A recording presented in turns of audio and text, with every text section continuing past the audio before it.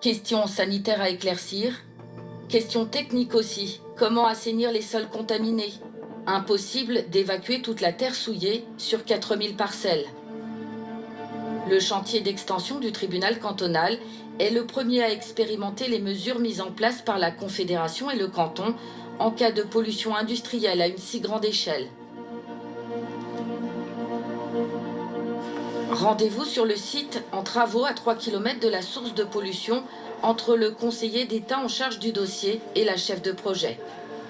Le terrassement a pris aussi un peu plus de temps parce que justement il y a un temps d'analyse des terres pour savoir qu'est-ce qu'on fait avec. Donc ça a un impact aussi sur la gestion du chantier. Voilà, l'excavation a déjà été faite. Exactement. Donc vous avez déjà pu mesurer l'ampleur de la pollution. Ah ouais, ça, on en a terminé. Là, on est au clair sur ce qu'on a dû évacuer. Un assainissement du chantier géré par Catherine Cotin, une nouvelle contrainte pour cet architecte. J'ai des études sur d'autres sites et puis vu que ça se trouve sur Lausanne, on devra faire en temps voulu des analyses pour voir quel est le taux de pollution. Donc quand vous lancez un chantier, la première chose c'est de dépêcher un expert pour analyser la pollution ou non de la terre. Exactement. C'est quelque chose qu'on devra prendre en compte dorénavant quand on a un chantier sur la commune. Des méthodes d'assainissement qui sont donc encore en phase de test avant d'être généralisées. Il y a d'autres chantiers sur lesquels des mesures de ce type sont menées, notamment aux Plaines du Loup. Sur la base de ces expériences, eh bien, on en saura plus sur les meilleures techniques, les meilleures méthodes pour assainir le site. C'est vrai qu'on est un peu dans l'inconnu, surtout face à l'ampleur du phénomène, mais il y a une forte coordination avec les différents acteurs pour faire en sorte de trouver des solutions durables et pérennes. Si on évacue la terre souillée du chantier, à quelques mètres de là, les résidents du quartier, eux, se sentent abandonnés sur leurs parcelles contaminées. Cette maison et son jardin, c'est les craintes d'une famille. Les propriétaires, aujourd'hui retraités, y ont vécu 40 ans et nourri leurs enfants avec la récolte de leur potager qu'ils considèrent empoisonné. Voilà. Oui. 2020, première récolte, hein? Oui. Les radis, tout ça. Oui.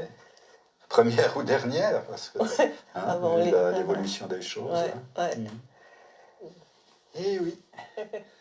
Verena et Jean-Marie Péquignot ont décidé d'aller de l'avant et d'évaluer la pollution de leur jardin à leurs frais.